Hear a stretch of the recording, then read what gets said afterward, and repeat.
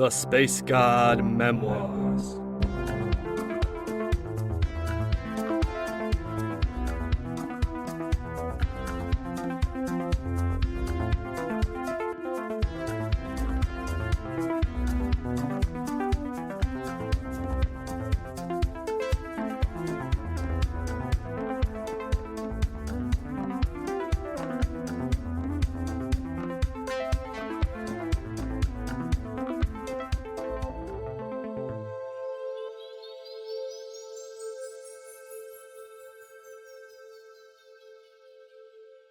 Season 2, Episode 23.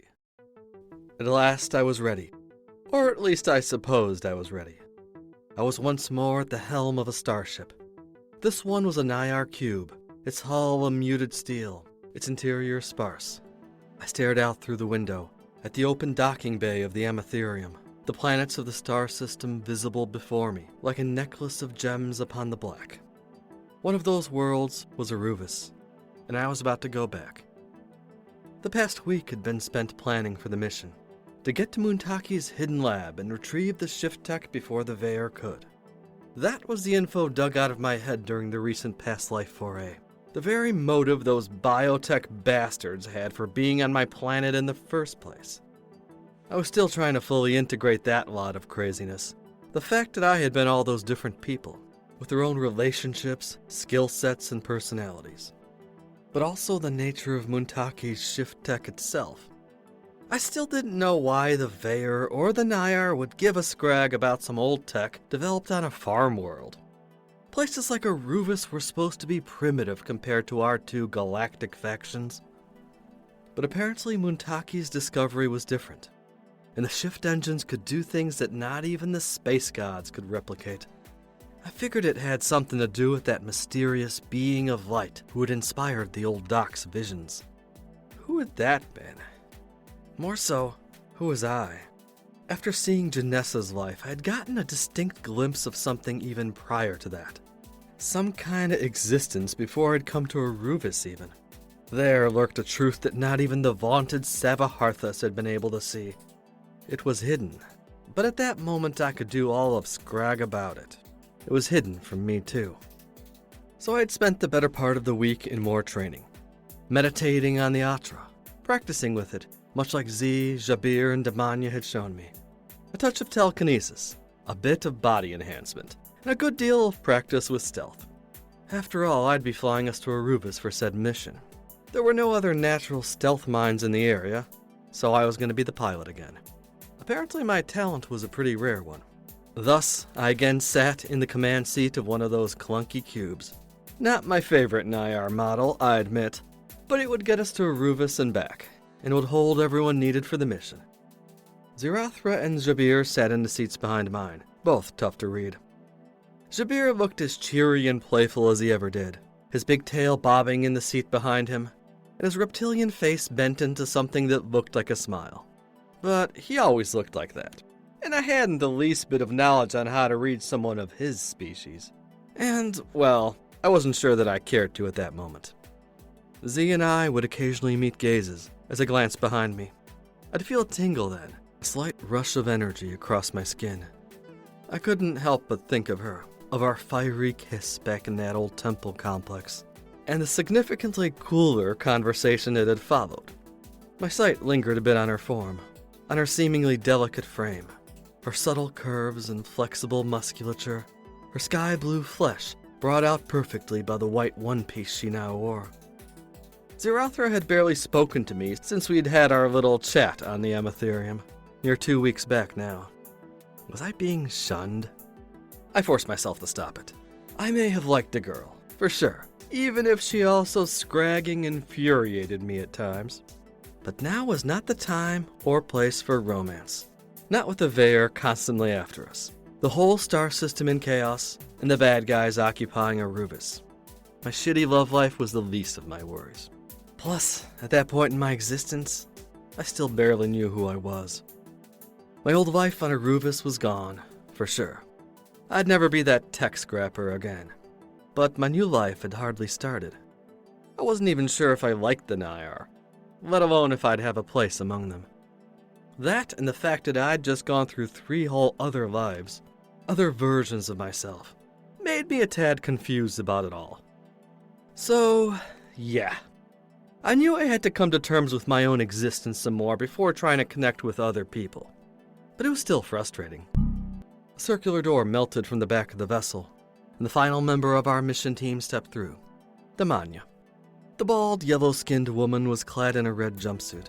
She wore a relaxed smile on her face, giving me a wave as she entered. "You are fully updated on our mission, Demanya?" asked Zirathra of our new addition. The lady nodded her hairless head in response. "Yes, Savahalthus granted me access in the Monad. I've perused all of the mission details in the downloads." "Very well," answered Z. Seconds later, Demanya sat down in one of the 7 seats behind the pilot's chair. The mission, I thought to myself as I stared ahead through the view screen. I too had gone over all the details we had put together. The mission was simple enough. Get to Aruvis, avoid the Vaer fleet around the planet, find the entrance to Muntaki's lab, and retrieve the data on the shift tech. My role was to make sure we got there unseen. Kino Bino. I grinned to myself, easing my back into the pilot's seat once again. I was pretty scragging confident that I could get past the Vaer undetected.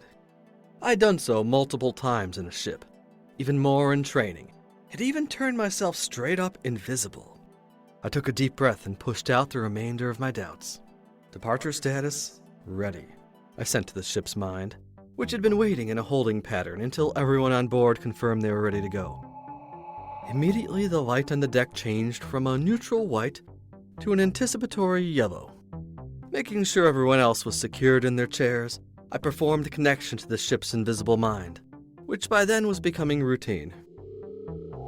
My awareness experienced a brief expansion as I linked with the cube, connecting to the ship's systems, its supply of drones, and its sensors. I willed it to take off, the cube lifting effortlessly above the docking bay floor.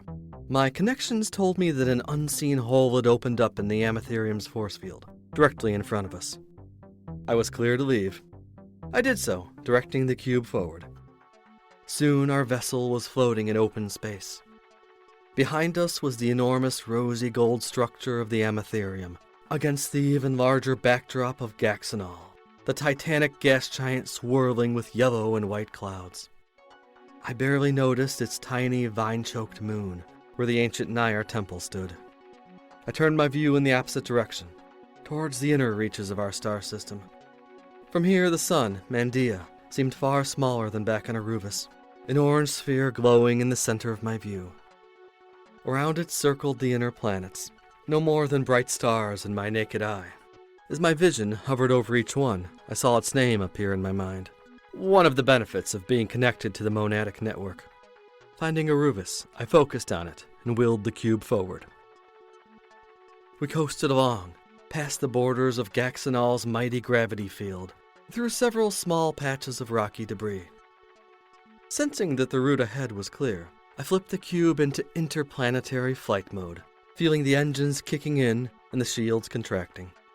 It wasn't long before Gaxanol shrunk rapidly behind us, the Amatherium and the planet's moons vanishing into smallness, as the great gas giant itself receded into yet another yellow marble upon the black of space. I coasted the cube through the vast dark between the outer and inner systems, that same sense of displacement coming over me as I led us through the nothingness between worlds, feeling ungrounded, exposed, isolated. Yet there wasn't quite nothingness here. The Atra was everywhere, shimmering among the nether, outlining the otherwise black recesses and brilliant patterns, almost like rivers flowing between worlds. I kept my mind in the moment, watching the sensors, focusing on the constant accompaniment of the ship's mind, whirring along with its engine. The journey was easier than before, though I was still relieved to see the inner planets getting closer in my sights. Vuldria's green sphere was the first to pass by the viewport, followed by the blue-purple skies of Shivnar. Neither was our destination. I continued towards Aruvis, a ruddy ball in the distance that soon began to grow larger, then switched the cube back to a lower speed, sensors telling me that my homeworld was drawing near. Before long, it was discernible, like a reddish clay ball hanging in the ethers, covered in patches of green-blue waters or lighter green vegetation, with tiny clusters of whiteness around its poles. This world was home, or it had been, for better or for worse. Aruvis was a bit of a shithole, though it happened to be my shithole. But I barely had any time for reminiscing. The whole scragging planet was surrounded, swarmed by a mass of Vaer ships. I immediately fell into stealth mind, as did the cube. The so-called Eye of the Gods was still there, of course, like some fiendish urchin of the skies, its spiny black metal mass blocking my view of a third of Aruvis. Just like when I'd left, the satellite was surrounded by a collection of smaller ships that darted about, some moving in steady formations, others going from the fortress down to the planet, or the opposite. But this time there were more, an uncounted number of huge worm-like vessels that hovered above the atmosphere, reaching their feelers into the clouds. The Clatenth. Zirathra's muscles tightened, her face drawing into a scowl. I knew what those ships had done to her adopted planet. They were world destroyers. Beside them were even larger ships, monstrous chitin-shelled abominations, or wide-winged craft of an avian cast. "They are blockading the planet," said Damania from the back, "and drawing as much as they can from the harvest field," added Jabir, gesturing towards where the Clatenth were sticking their feelers down into the atmosphere. "Yes," said Zirathra, "the Vaer act with much haste here. We know their goal is to discover Muntaki's engines. Beyond that, I doubt they care much for Aruvis. They have done worse to their farm worlds before." "Then let's do this," I said. "No use lingering here." The others all nodded in agreement. We had a mission to complete. Keeping to the deep parts of my stealth mind, I tried to push all thoughts out of my head. As I drifted forward, keeping my distance from the Eye of the Gods and concentrating on the planet beyond. Think small, humble, forgettable, easily overlooked. I was growing a bit shaky as I passed the Eye, its immense steely spires swarming with crab-like viglae in reds and greens. Like when I had passed it before, there was something exuding from it. A dread, a sense of despair and horror. There was a pull from that dark fortress, gravitational and mental. I could sense something beyond that pull. Someone. An image in my mind, that charcoal black skeleton of a man, his eyes empty sockets aglow with red embers. Gurvath, the one regarded as chief among the gods. There was a little animal part of me that wanted to move the ship towards it, towards him. No, I had done this before. From deep inside of me I pulled out some confidence, bravado, courage. But at the same time I needed to stay small, humble, stealthed. Could I do both? Yes, just like back in that test of reason, when Rayleigh had shown me I could divide my mental process between walking the maze and mapping it out in my head. The Nayar brain was better, optimized. Even back on Aruvis, I learned to jump between acting like a cocky dugga one moment and hiding like a coward the next. Now I could do it easier, both at the same time. One part of my mind focused on being small, another on being big. Gurvath could go scrag himself. I was soon coasting by. I reached the rest of the fleet with more ease, my confidence mind melting back into my stealth mind with a thought. In moments I was coasting past the bulky Clatenth, and though the ship could feel their sensors reaching out to us, my stealth remained, any sign of my presence vanishing into its smoky aura. At last, the sphere of Aruvis expanded in front of me, the mass of orange and brown and green, getting larger until I could see the contours of its rugged mountains and the outline of its remaining oceans, interspersed by sporadic greenery or swathes of land blackened by the retribution. Then we were flying over the plains, the rolling hills of green and purple grasses, the herds of wild dugga grazing below, the familiar sight of the old high road, the ancient railway that led from the southern shores all the way up to the now flattened capital of Balnar. For an instant it felt like I was returning home.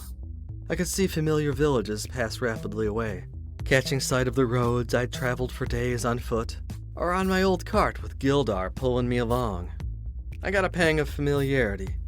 Both Rayleigh and Burge felt the same, our commingling energies and thoughts bubbling from within.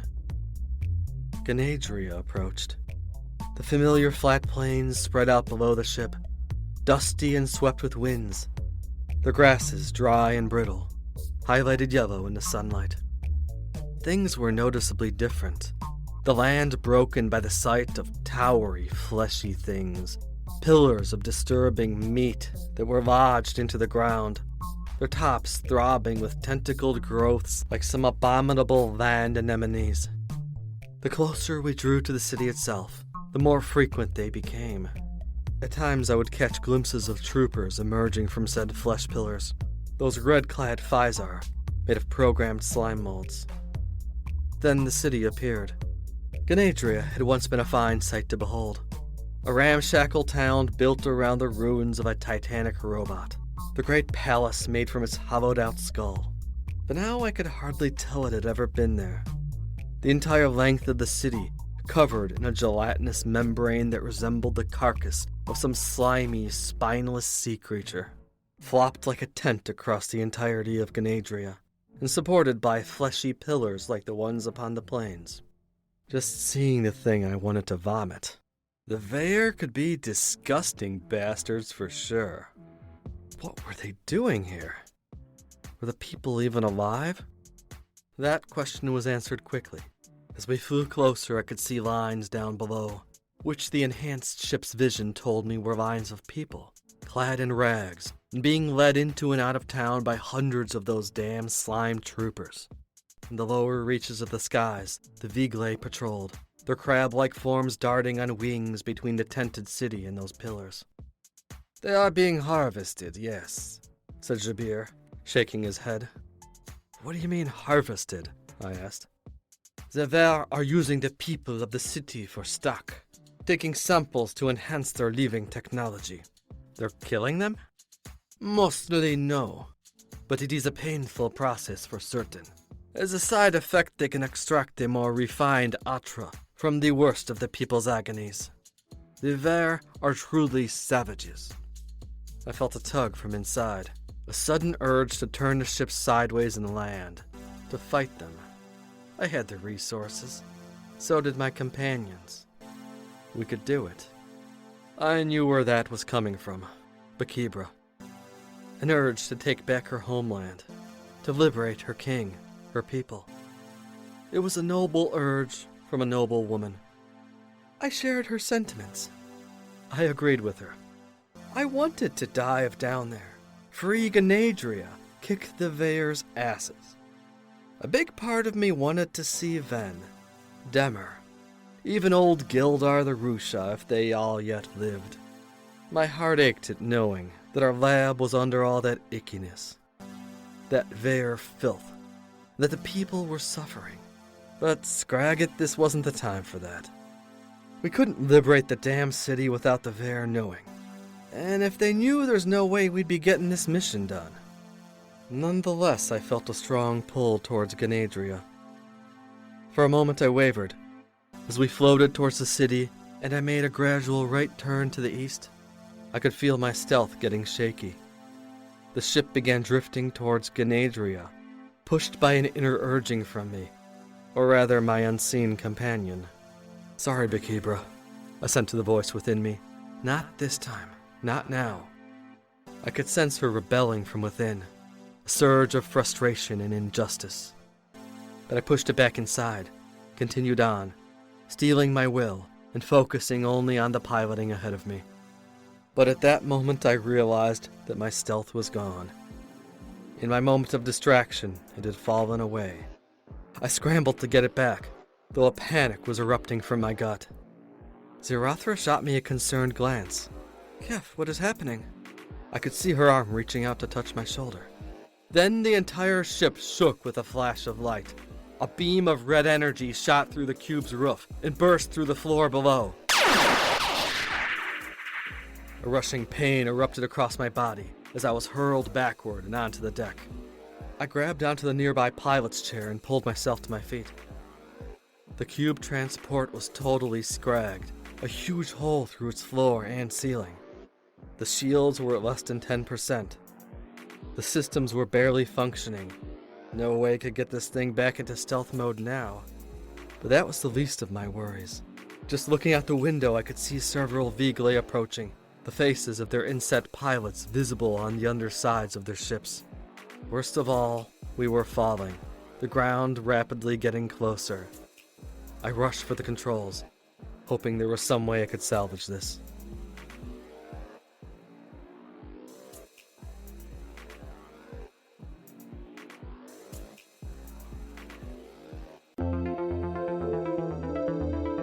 Thank you for listening to this episode of The Space God Memoirs. Space God is written, performed, and produced by A.M. Arctos. Original musical score by Alpha Colors. Various sound effects created by Industrial Strength Records Incorporated. Please support this podcast by following, rating, and sharing on your favorite social media site. For further info on Space God, its creator, and various other opinions, musings, and thoughts, go to www.spacegodmemoirs.com or follow me on Instagram, Twitter, or Facebook. If you enjoyed the Space God Memoirs, please consider supporting us by becoming a patron. Check out the Patreon link in our description to learn more.